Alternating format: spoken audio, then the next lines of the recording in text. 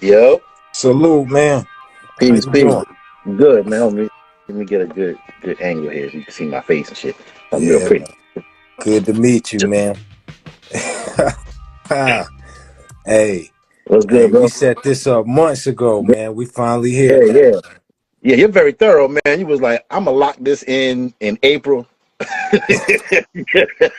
Hey, was like, let me make sure you got this together. yes, I'm not a sir. I'm not a rapper dude, so like, you could have did this last week and it still would have been the same. Hey, Yeah. yeah, I had to make sure, I'm not man. mad. I'm not mad. Yeah, yeah, man. I saw you was at the I saw where people was posting you was at the Fat Beats show, man. How did that go? Oh, that was amazing. It's like a high school reunion, man. Like you you forget how long you've been doing something. You know what I mean? And like until like you see like your friends got as much gray hair as you. And you're like, damn. You know what I Mm, mean? Like, yeah. and like like even seeing like cats that like I just remember like going to shows. You know what I'm saying? Like seeing them from stage. Like yo, it's dope. That's like cats still around. You know what I'm saying? Like the music does keep everybody young. You know what I'm saying? Like when you really love it. So like it's dope to see it. Yeah, man. That was an all-star lineup. Everybody was there. Oh man, it was Yeah. crazy. It was crazy. Yeah. How did your set go? I mean, I didn't have a set. I went up with the Juggernauts. Okay. So like the Juggernauts did they did something from the first album, and then they brought up Treads to do Wait from Mm. the Indelible joint. And I just hopped up on stage with Treads, and at the end I grabbed the mic and did the hook for Fire and Which You Burn. Kind of Okay. people was like, who the hell is that? Like Mm. like people haven't seen me in a while. You know what I'm saying? So like, and I know I look a little different. You know what I'm saying? So like people was like, who is that exactly? Mm-hmm. Then they see the company flow shirt and they was like, oh okay, Right. it's Space Right. Ghost. Yeah. Space Ghost. How did you get introduced to the Fat Beats situation? Oh man, uh, through Rich King. Uh, Mm. that's like years ago when we were going for distribution. Mm. And, Early and 90s. yeah, so like, well, actually, like mid '90s, mid to late '90s.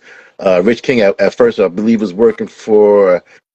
Don't quote me on this, anybody, but I want to say he was working for a distribution company called Big Daddy, and they weren't interested in some of the people that he was bringing Mm-hmm. in. So he was like, us being one of them, and he was like, "Yo, you know what? If y'all gonna sleep, I'm gonna take it to somebody that knows what's up." And he brought it to Joe at Fat Beats, and the rest is Wow. history. Wow. Mm. You was an intern back in the day, right?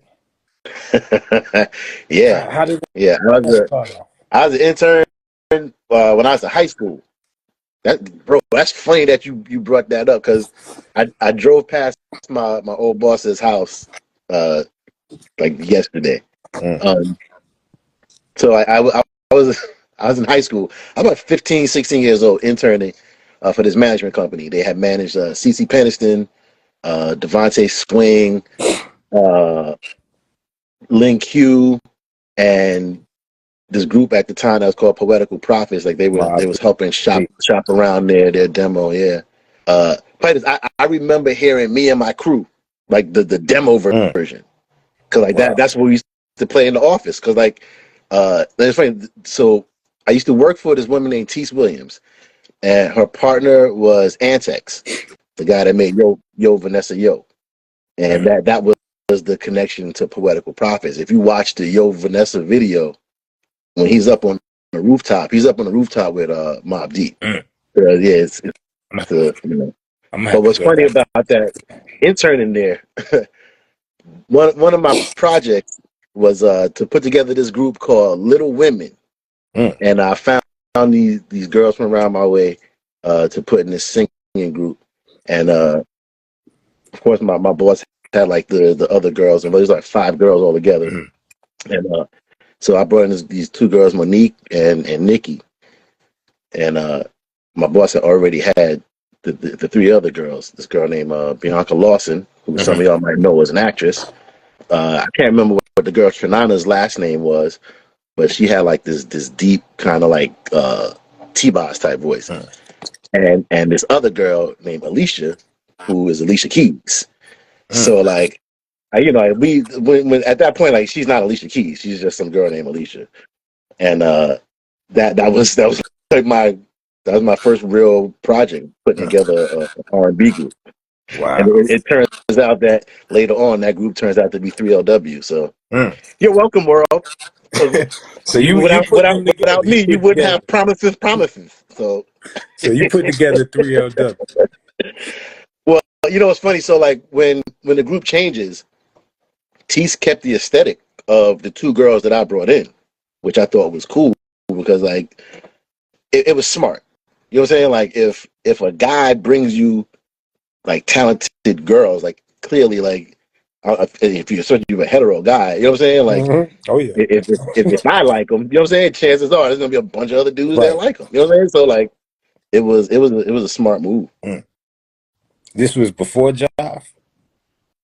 Uh, no, this is after Jive Okay. because my boss is the one that got me the job at Jive. She's working publishing for Zomba, and they needed somebody in the dub room, and she was like, I need somebody on the inside. So she got me the job. Yeah, that was like, it was a dope job for the time that I had it. It was real dope. Like uh because it was more than just dealing with Jive Records. Like it was Zomba Publishing. So like there's people that whose names like you read on records. You know what I'm saying? That like you never seen their faces, or like they might have put out one record that you heard like one song. Like Jonathan Butler he's a very known guitarist from South Africa, but like Jonathan Butler's like his name only really rings bells in like the jazz scene. Okay. But like I was listening to like just like songs that he wrote. You know what I'm saying? Because like it was in like In the it was in fall. the room. So like you have to copy it for like, oh, like they want to send it to, oh, we want George Benson to try and cover one of these Jonathan Butler records. So like I got to sit there and dub all like the Jonathan Butler catalog to to send to whoever. That all the sample clearance, like everything from when I was there was Return to Boom Bap. So like all of those Okay. samples, like I had to do the dubbing for the original and what Chris did, and then give it to legal. Like I'm 17 years old, man. Like it was that and videos, bro. And like the best they had Menace to Society. That was on that soundtrack was on Jive. So I Okay. used to have to dub the movie, bro. I watched Menace to Society at least 300 Mm. times just at work. Like that Wow. was my job. Like Wow. the movie is just on. Man, that had to be awesome. Yeah, So you was there it was. when uh Souls of Mischief was dropping they shit and Tribe, Yeah. Midnight Marauders. So Midnight Marauders was a secret album. We couldn't. I couldn't dub, and I didn't hear anything for Midnight Marauders. So much so that uh, when it got bootlegged, the first person they tried to blame was me. Oh wow. And I remember being like, "Yo, I was concerned, bro, because like you talking about like one me losing my job, but secondly, I'm like, yo, everyone's gonna think that like I bootlegged the Tribe Called Quest, and then like the guys from Tribe are gonna hate me. I didn't even meet them yet. You know what I'm saying? I'm just like, yo, Right. and like you start thinking, wow, this is Zulu Nation. You know what I'm saying? So if they're like, yo, this guy's like in our pockets, he's fucking up our money. So now now I gotta worry about walking out my job into like a Zulu Nation mob. And like I remember meeting first Ali Okay. in the hallway, and I was like, yo, I I told him I was like, well, working the dub room. I'm like, yo, I didn't bootleg your record. He's like, I know. Mm. He's like, he's like, we know who did it. You ever find I, out? I, I found out who did it, and it was what was worse. It came from downstairs, like the studio, Battery Studios. Somebody had dubbed it, but kept the Battery Studios logo on the tape. Damn. So Man. I was like, and truth, like, and truth, I really didn't give a shit. Because once I'm clear of it, I'm like, I don't like, Right. y'all beat up whoever you need to beat up, as long as it ain't me. You done heard the album a million times. But what sucks, I didn't hear Midnight Marauders till it came out. Okay. Because like Wow. I said, like no one in the office could hear it until they were ready for them to hear it. They had used somebody from the office on the record, and I think she might have been privy to a couple of songs. Her name was Laurel. She's the one that's doing the voice, the operator between the songs and the Right. skits. Right. Right. Keep bouncing, bouncing. That lady used to work at That's an Jive. actual Yeah, lady. yeah, I thought I thought it was ahead of their time back yeah. Nah, it's this lady. Look, I don't know what's up with her now, but Wow. like, yeah, she used to work in the office. What about return to the boom Turn bap? the boom back. Yeah. So that record, that record, I did hear everything. I remember, like I said, I did all the sample clearance. Like, had to dub all the sample clearance on that. Uh, the actual title, "Return to Boom Bap," that title song, uh, got edited because he couldn't use a Oscar Myers commercial sample. Like, he had resung this line, like, my lyrics have a first name, and like Oscar Myers wouldn't clear it. So Mm. when you listen to "Return to Boom Bap," you can hear the edit because like Mm. they had to chop that piece out, and then like it comes back into his rhyme. So like I always heard the original version. So when I got the album to play on the radio, you know what I'm saying? Like I'm like, what is this? Right. And I remember like going back, I was like, yo, what's this weird edit? And man, like we couldn't clear it. Mm. And it's one of the things like, not that it made a big difference, but like it was a cool sounding part in the record. Stood out. Yeah, yeah. What about this one gonna shock you? Crustified Dibs. R-rated rugged man. I remember. So I was there when he got banned from the building. What'd he do? See, and that's the thing. Like there was so much that he did, like in that office that what I think it was, not that not that this was the straw that broke the camel's back, but it may have been. He had a mannequin finger, right? Mm-hmm. And he walked up to somebody in the office with the mannequin finger in his zipper and was like, "Hey, look at that." So like, it's not like it doesn't sound like anything. You know what I'm saying? Like, especially when you're young, you're like, why would you be upset with that? But Right. like, if you're a woman at work, you're like, I don't need this dude. You know what I'm saying? Like doing that. But like I said, it sounds stupid. You know what I'm saying? But like, it Mm. happened. Uh, he gave me the tape of Cunt Renaissance and every record label sucks Okay. dick. I remember he's standing outside of Jive. So I was walking in and like walking in from lunch. You'll check this out. So first thing I do, like I said, I work in the dub room. And like I hear Biggie. Like Mm-hmm. I couldn't figure out how this dude was doing these records. Mm. I still don't know like, what was going on. But like he had this record with Big. Mm-hmm. So like, oh shit. Mm. it was dope. Mm. You're a beast, Yeah, man. All right, he's a yeah, beast. yeah. Man. Who else you used to see around there? Uh, well, there's a lot of people that would be in and out. Uh, when they were shooting some of the people for the cover, I believe like that's when I was seeing a lot of different faces. So like I remember De La, Mm. especially Paz, like coming to the office Mm. and not really understanding why he was there. Like not I wasn't upset he was there, but I was like, I wonder why Paz is at Jive. Mm. Like you know what I'm saying? Like I know he's cool with Tribe, but like it's not like those dudes are hanging out in the Mm. office. Uh, and like different people would be like because of the Menace to Society soundtrack. So there was people in and out. So I remember Guru and the Cutthroats came up there. When I met him, he was super cool. I met Guru a couple of times, and like every time like I've never been around Guru, it's always been peace. Like he was always mad cool with me. Mm. Uh, yeah, even that day like when we was hanging out in the office, like he was just like he was just a dude like hanging out in the office. And like I don't know if he was waiting for money or whatever, but whatever happened, he was done. I'm out. Mm. And like it was a Brooklyn exit. Like business has completed. You know what I'm saying? Like we are gone. Speaking of daylight, I want to shout out Prince Paul, man. Oh yeah. He tapped in. I saw in the comments where he was tapped in. You got any moments with him? Want to share? The ball? Oh, Yeah, I know you got a ton. man. Any Yeah, I that? got a ton of them on there. Like Paul, that's like my big brother.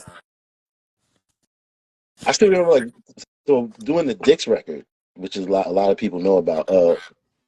When I started the label, I started Mhm. Smacks Records. I remember calling Paul, and I was like, I don't care what it is.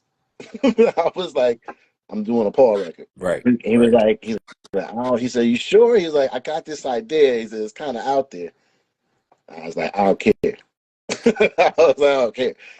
So I remember him sending me the CD because like this is before we were sending MP3s around.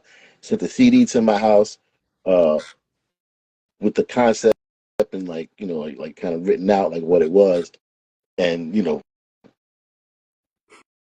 I remember hearing the beats and I was just like, how does this guy do this Came shit? You far know what I'm out. saying? Like, yo, to this day, like, and I've been to his house.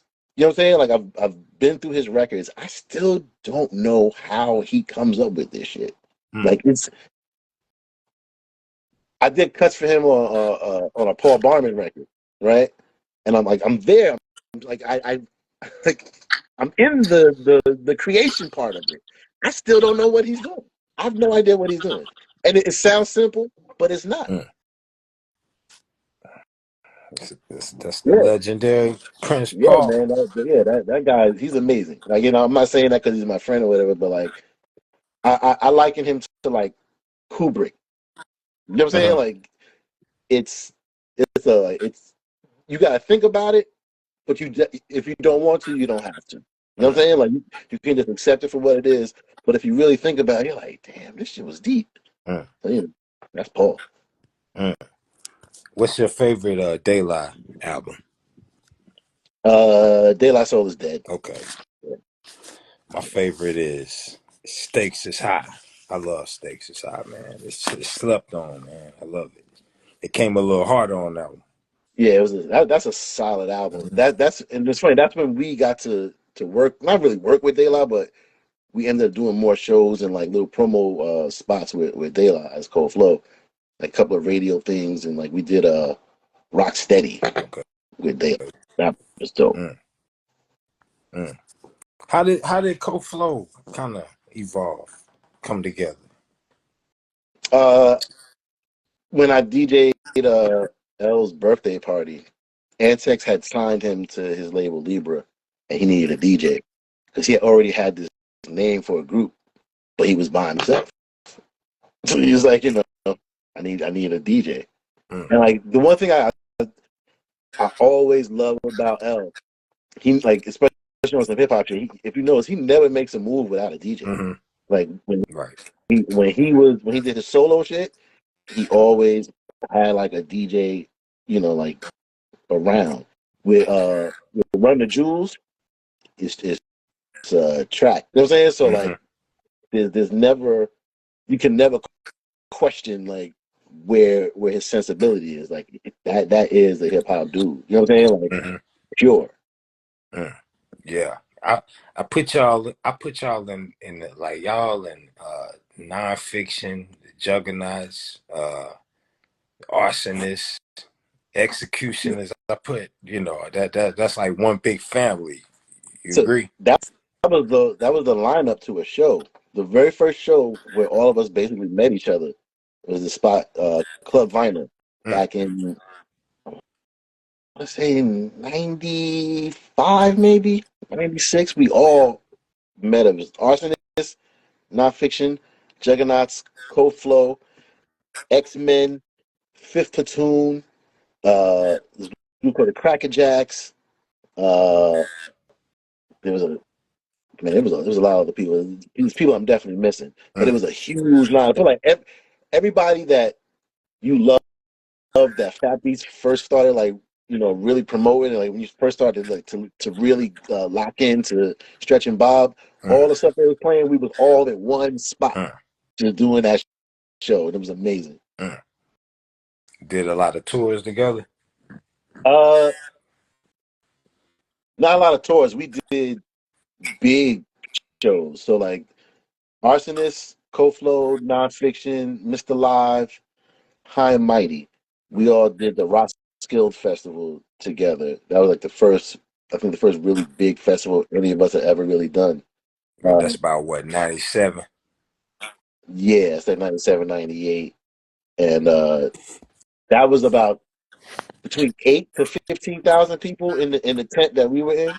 Mm. So like that was a big deal. Like one, we're in Denmark, you know what I'm saying, and like it's it's major, bro. Like I remember hurting somebody by accident. I threw a threw a promo record out. You threw a what? I threw a promo record. Oh, wow. Mm. Damn. Yeah, it was a good show. Man, Great show. man. A while back I interviewed Cy Martial Law, and we was talking about his joint MF Law, where he was paying homage to MF Doom.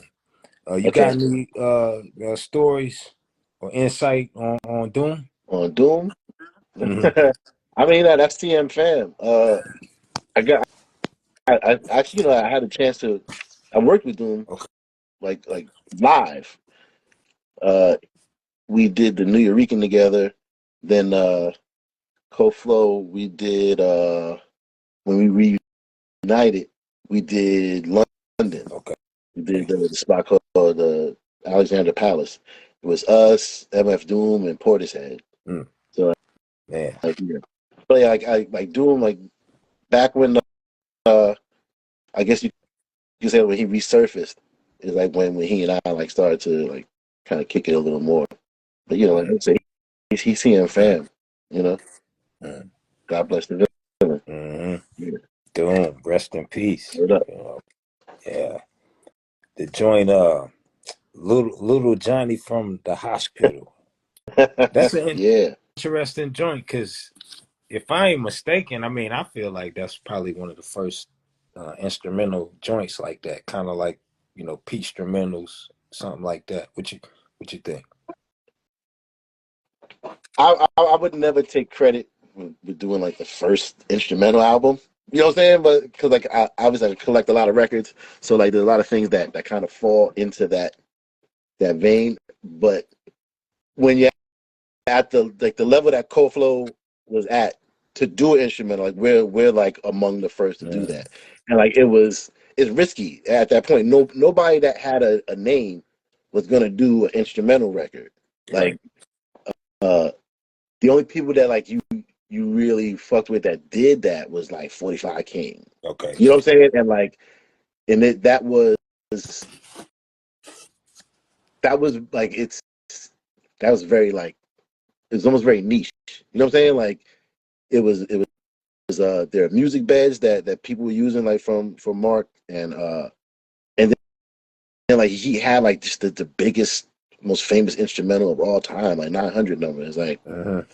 there's nothing from Little Johnny from the hospital Hmm. that is fucking with the 900. Like I say that, you know what I'm saying? Like Little Johnny's that's my little baby. You know what I'm saying? But Hmm. like the 900 number is a monster. You know what I'm saying? Like so, Right. like I said, I can't. I would never take credit because I know that like people like Mark was putting out records like Tony D, like was doing like instrumental records before it. Mm. But like I said, for us to be at that level, people know the guy LPs like he rapid fire lyrics, like Hmm. just wasn't involved in it. People like what like how is this a company flow record? Like it was, but like you had to fuck with it. You know what I'm saying? Like like people was mad. I remember I remember people like yo, how you give me a record with no lyrics? Hmm. And it's like They weren't ready for it. right. And then like a couple years later, Spinner got an album, Peach Mentos, Hmm. Donuts. You know what I'm saying? It's like all right, Mm. What you think you're a welcome. second say again? I said you're welcome. Yeah. Hey, what you think a second Co Flow record would have sounded like? if you have the the single that the maxi single that we did with Canox, Mm, it was leaning more towards that. mm, mm. Okay, y'all was going even darker. Yeah, we were like there was this thing that we had called the Pain Cave. We still talk about it from time to time. Uh, but yeah, we were kind of locked in like that. That timing was it was a hard time. We lost a member, like just leaves the group. We even though Little Johnny's a dope record, you know what I'm saying? Like Mm-hmm. we're touring that record, but like people are still wanting like we don't care about this experimental shit you're doing. Do 8 steps. You know what I'm saying? So like you're dealing with that, and like when we did this that maxi single, we toured that. We did I remember we toured Australia and did we do Japan? That one? No, I think we just did Australia with that one, and it was a lot. You know what I'm saying? Because like we brought in we had BMS sometimes. We would have Vass and Lift. Uh, Wardle wasn't out with us, and you know what I'm saying. So like everything was like in flux. Mm, So like it was leaning towards like you said that dark kind of sound, and it definitely got mm, harder. It definitely got way harder. mm. I would assume that two of your favorite MCs are Jean Grey and Murs. How how did you link up with them? Uh, the first time Cold Flow goes out to Cali, that was like our first tour. Uh, I we met Living Legends, and I don't know. Me and Merce just clicked. You know Mm, what I'm saying? Like I don't know if it was like similar jokes or like it was just like kindred spirits to the point where like I remember him coming to my parents' oh house. wow, Like y'all we tight. was all hanging out. You know what I'm saying? And like this nigga farted at my dinner table, and like my whole family blamed me and shit. You know what I'm saying? Oh I'm like, wow. so like, but Mm, like this is how you know he's my brother. I ain't rat him out. You know what I'm saying? Like I was like, good point. I let them blame me, and then he took the credit for it. He's like that was me, yo, and it was like, Mm, oh okay. So like Merce is literally like he's like family. yeah, Yeah. yeah. Gene Gene me and Gene met being ridiculous people.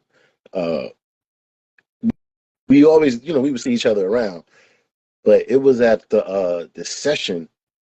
Oh, what the fuck was the session? I remember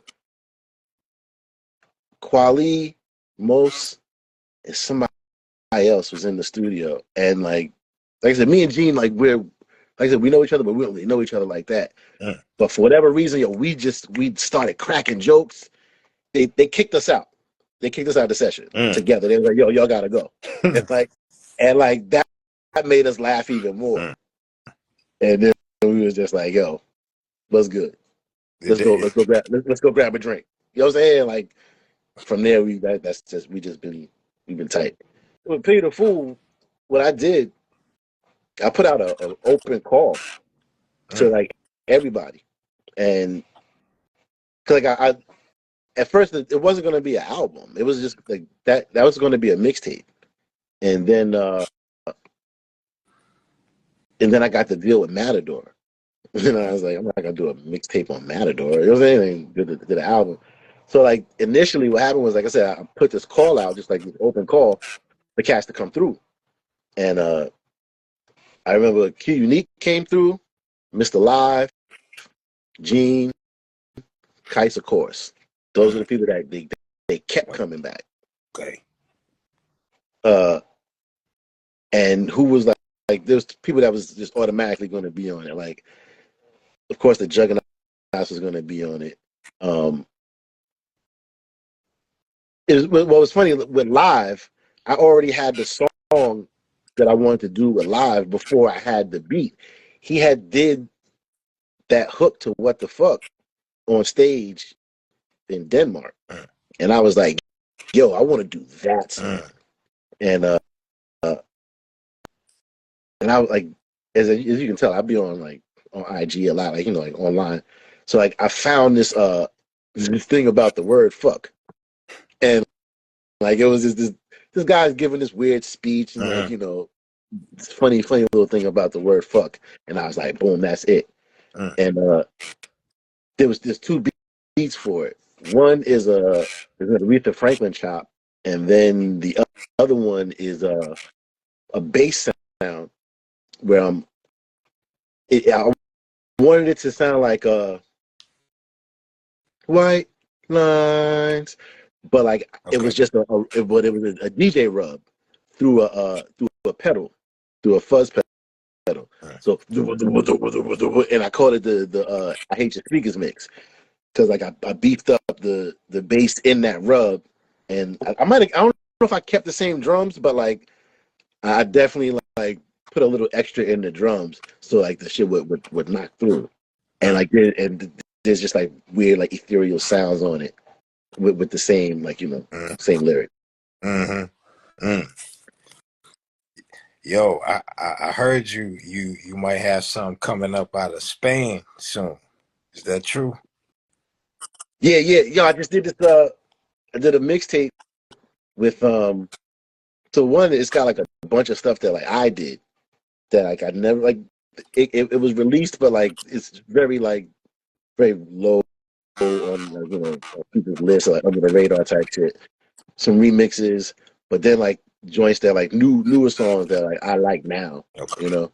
But it's called Rare and Wanted. Like it's all like the letters are raw. You know what I'm saying? But like Mm. it's it's hard. It's gonna be hard. I gotta I can't remember when my man says coming out, but I'm gonna do I'll do something on here like to promote it. Yeah. Mainly because I like it. Yeah, it's a dope tape. Man. Yeah, I can't wait. Yeah. I can't wait. You you got anything else in the vault that might come out? I mean, I'm doing this Life in Dakota thing. You know what I'm saying? So like, I had the record Paris I did with Merce. Mm-hmm. Uh, I got this next joint. That's not it's not a hip hop record. Oh, that's the whole thing. Life in Dakota uh is genre spanning. So it's going to be a couple of different things. Like already, like I said, I got the joint with Merce, but before that, there was a beat record that had I, I took a loaf of bread, milk, stick of butter. Like I took that and like put a beat behind it. So like and I don't know if you guys are familiar with Ultramag. So Mm-hmm. Mm-hmm. I hit him up and was like, "Yo, I got this beat." I was like, "I think it basically speaks for itself." Mm. You know what I'm saying? So he heard it. He was like, "I got you." Then I got this other joint on the same record. It's called Raoul's Tunes. All this is on the Life in Dakota Bandcamp. Another joint called Coitus Con Catwoman. It's called what? Coitus Con Catwoman. Basically, sex with Catwoman. And he heard that beat. He was like, "Watch." That dude hooked up because he found where I got the speech from them talking, like the conversation with Batman and Catwoman. Mm. And he flipped it into the video, bro, like with the horns and everything. It's banging. It's a Mm. banger. So like those are up on my IG. Like if you go to my page, they're like pinned to the top. But you can get the beats on Bandcamp through the Life in Dakota Bandcamp. Yeah, Okay. I'm gonna check them yeah. out. How you start how you get into production from DJing? Uh, I mean, I played an instrument. I played instruments. I played sax and drums. So like, you always want to try and like put things together. Uh, yeah. I guess it was just something that I always wanted to do. Like I had like a Casio SK1. Like you start early. Mm. So like, Messing I, around. yeah, bro. Like I was sampling. I would take the Casio SK1 like the same way like you would tape things from TV. I would take the Casio SK1, whatever video music box was playing, and like I would catch my little 1 second sample. Usually, like if I could catch like a, a, a good bass sound, you start low, and then like the high of the thing, it sounds like a snare. and I'd just be sitting there, boom, boom, boom, pat, boom, boom, boom, boom, pat, and like you couldn't really record too tough on the SK1. So like like I would record it onto like my tape recorder. I was a nerd. You know what I'm saying? Like I Mm-hmm. figured it out. I figured it out. What's your favorite beat machine? Uh, got to be the MP 2000. Mm. Yeah, You ever heard Little Brother's album called May the Lord Watch? the last record. Yes. Yeah, yeah, You yeah. you heard the line where Fonte was like, "It's showtime. My company flow like Mr. Lynn." Yeah. Yeah. I cut that shit up. So you had to use it. Listen. MCs, just so you know, if you say my name in a song and I hear it, I'm cutting that shit up. I spoke Mm, to Fonte too. Like he because Just had called me because mm, when Just heard it, he hit me. He was like, "Yo, they shouted us out." Da, da, da. And I was like, "Whoa, we shouted." Yeah, right, that's. right. So you had to But take it out. I remember talking to Fonte about it, and I was like, yeah, I had to let him know, bro. I've been cut that shit up. He's Mm. like, I think he was even kind of shocked. He's like, yo, y'all listen to us? I'm like, hell yeah, Yeah, man, little brother. Yeah. yeah, yeah. Yep. Yep. So I got another question, Mr. Lynn. Oh, what's up? So what's some advice that you received early on that you still take to this day? Keep your nose clean. Mm-hmm. Uh, Mm-hmm. and it meant two things. One, don't fuck with coke. Coke turn your mind to mush. You know what I'm saying? People losing shit. But keeping nose out of other people's business. Like this is even in the music business. You know what I'm saying? Like you putting your face where it don't belong. You know what I'm saying? Can ruin things for you. And it's not even like an industry thing. It's literally just like a life thing. Like you putting your nose in a beef that ain't yours. You know what I'm saying? Like Mm-hmm. bro, that Oh that that yeah. has consequences. You know what I'm saying? Right. So like yeah, it's always like keep your nose clean. Mm. So what would you say is probably the most important decision you've made in your career? Uh, you know what? I didn't give in, and I know that it seems like kind of a dumb thing, but like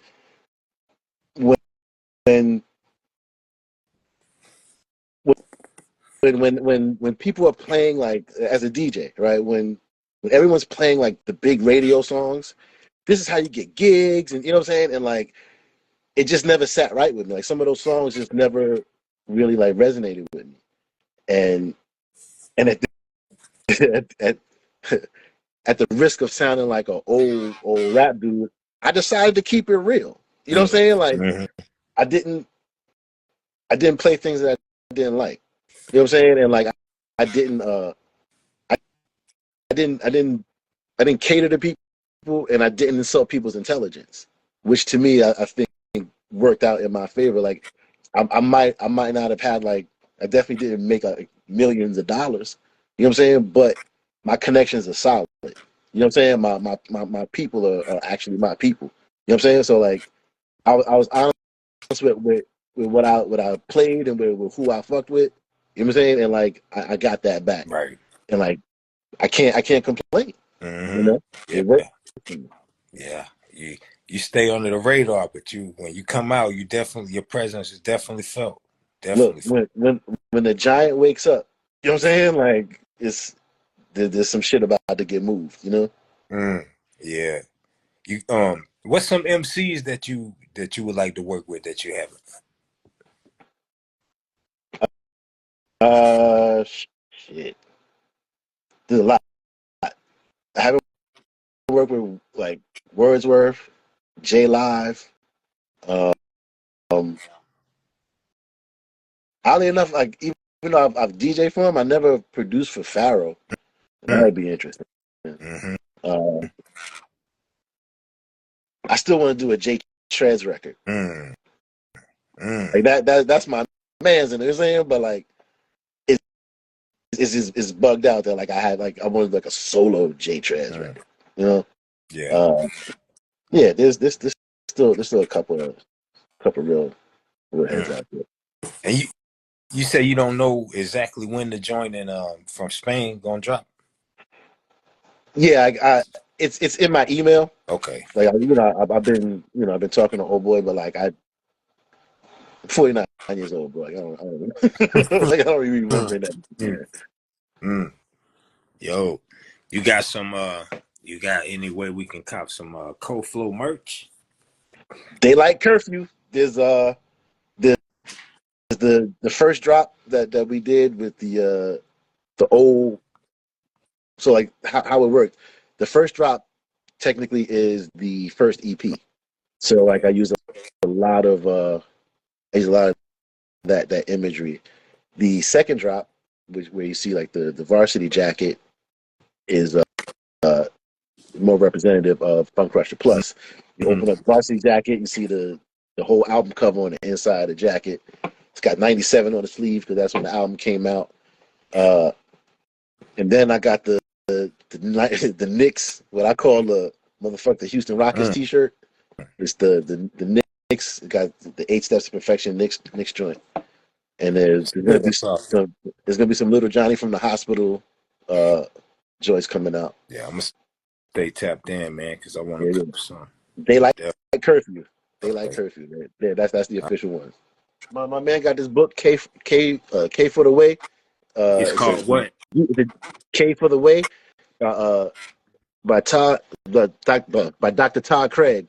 It's a Okay. book about DJing, about Okay. us, like how we choose music, how it affects us intellectually, Mm. everything. This is a book about DJing, Mm. uh, and it's for DJs by DJs, so it's definitely one to cop. Mm. He's got this other book.